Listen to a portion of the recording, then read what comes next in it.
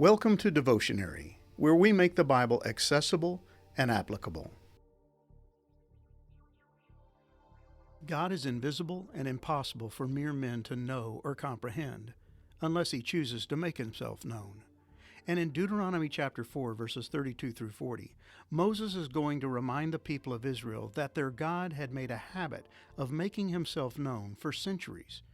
From the first day He had appeared to Abraham in Ur, God had been revealing Himself to the descendants of Abraham in a variety of ways. In fact, it was to Abraham's seed that God had chosen to make Himself known. And the people of Israel represented the mighty nation God had promised to produce from Abraham and Sarah. He had kept His promise, and now He was about to reward His people with the land He had set apart for Abraham's seed. And Moses wanted the Israelites to never forget that God had proven Himself faithful, and they had no reason to ever doubt His existence or presence.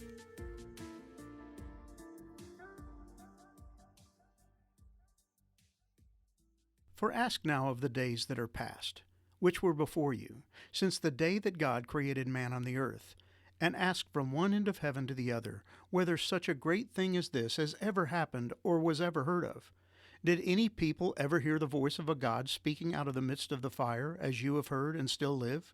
Or has any God ever attempted to go and take a nation for Himself from the midst of another nation, by trials, by signs, by wonders, and by war, by a mighty hand and an outstretched arm, and by great deeds of terror, all of which the Lord your God did for you in Egypt before your eyes? To you it was shown that you might know that the Lord is God, there is no other besides Him. Out of heaven He let you hear His voice, that He might discipline you. And on earth He let you see His great fire, and you heard His words out of the midst of the fire. And because He loved your fathers and chose their offspring after them, and brought you out of Egypt with His own presence, by His great power, driving out before you nations greater and mightier than you, to bring you in, to give you their land for an inheritance, as it is this day. Know therefore today, and lay it to your heart, that the Lord is God in heaven above and on the earth beneath. There is no other. Therefore you shall keep His statutes and His commandments, which I command you today, that it may go well with you and with your children after you, and that you may prolong your days in the land that the Lord your God is giving you for all time. Deuteronomy 4, verses 32 through 40. Ever since the day God appeared to Abraham and called him to leave his ancestral homeland and travel to the land of Canaan, God has been revealing Himself to the descendants of Abraham. Time and time again, the invisible God made Himself known in miraculous ways. It was while Abraham was in Haran that God spoke audibly to him and said, "Go from your country and your kindred and your father's house to the land that I will show you, and I will make of you a great nation, and I will bless you and make your name great, so that you will be a blessing." Genesis 12, verses 1 through 2. And while Abraham was never given the privilege of seeing God with his own eyes, he would regularly hear God's voice and even receive visions from the Almighty. And through it all, Abraham learned to trust in God's invisible yet unmistakable presence and power. His repeated encounters with God ended up solidifying his trust in and reliance upon God. So much so that when God told Abraham, "Look toward heaven and number the stars if you are able to number them, so shall your offspring be," that Abraham believed the Lord, and God counted it to him as righteousness. Genesis 15, verses 5 through 6. Abraham believed God, even though his wife was barren, and the two of them were well advanced in years. He believed God because he had seen God, not with his eyes, but as he watched God work in and around his life in countless and miraculous ways. And the same would be true for Isaac and Jacob. These men would also have personal encounters with the invisible God. They would never look upon Him with their eyes, but they would experience His presence and power as He manifested Himself in a variety of miraculous and inexplicable ways. This pattern of God revealing Himself to the descendants of Abraham would continue throughout the years, and God would eventually show up in the land of Midian in the form of a burning bush in order to issue His call to Moses to deliver the people of Israel out of slavery in Egypt. This amazing scene is recorded for us in the book of Exodus. Moses stared in amazement.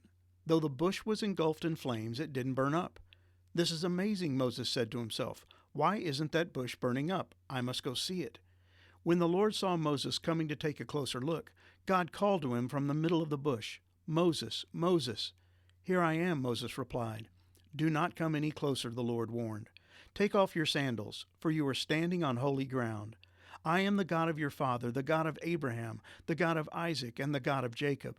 When Moses heard this, he covered his face because he was afraid to look at God. Exodus 3, verses 2 through 6. This would be the first of many extraordinary encounters between Moses and God, and each of them was intended to prove the reality and reliability of God. Moses was learning the invaluable lesson that while God could not be seen, he could be known. And when God informed Moses of his plan to release the Israelites from their captivity in Egypt, he revealed one of the important outcomes. "When I raise my powerful hand and bring out the Israelites, the Egyptians will know that I am the Lord." Exodus 7, verse 5. The 10 plagues that God would command Moses to bring upon the people of Egypt would eventually leave them fully convinced that the God of the Israelites was not a figment of their corporate imagination. He was real and very powerful, and he was greater than every one of the gods they worshipped. But from the day the Israelites had walked out of Egypt and crossed over the Red Sea on dry ground, God had been revealing himself in countless ways.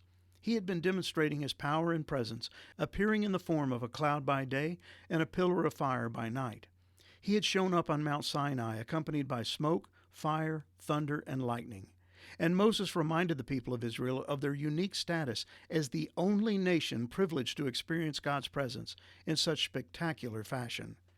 Has any nation ever heard the voice of God speaking from fire as you did and survived? Has any other God dared to take a nation for himself out of another nation by means of trials, miraculous signs, wonders, war, a strong hand, a powerful arm, and terrifying acts? Yet that is what the Lord your God did for you in Egypt, right before your eyes. Deuteronomy 4, verses 33 through 34. And Moses made it clear why God had chosen to reveal himself to them. "He showed you these things so that you would know that the Lord is God, and there is no other." Deuteronomy 4, verse 35. These miraculous displays of his power were intended to convince the people of Israel that their God was real and fully reliable. He may have been unseen, but he was far from non-existent. They didn't need an idol or some kind of man-made representation of God to prove that he existed. He had proven his reality by means of trials, miraculous signs, wonders, war, a strong hand, a powerful arm, and terrifying acts. By this time in their faith journey, the people of Israel should have had more than enough proof that their God was real and reliable. He had proven himself so time and time again. And yet Moses felt compelled to tell them, "So remember this and keep it firmly in mind. The Lord is God both in heaven and on earth, and there is no other." Deuteronomy 4, verse 37. As they prepared to enter the land of Canaan, they needed to be convinced of God's pervasive presence and power. The days ahead were going to be filled with countless obstacles. The enemies in the land were real and formidable. The temptations to doubt God's presence and question his power were going to be constant. So they were going to have to place their faith in their invisible but highly powerful God.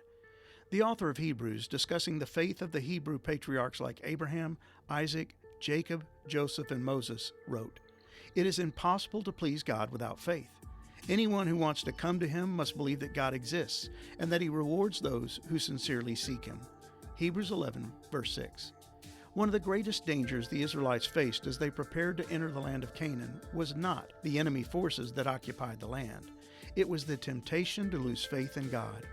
Moses knew that the first time the Israelites encountered a circumstance where the odds were stacked against them, they would assume that God was not with them.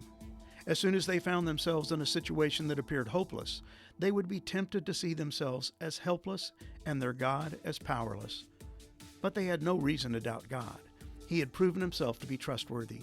He had displayed his power in countless ways. And all God asked in return was that they believe he exists and that he rewards those who sincerely seek him and faithfully serve him.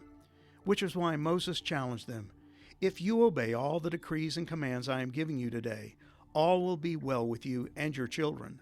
I am giving you these instructions so you will enjoy a long life in the land the Lord your God is giving you for all time."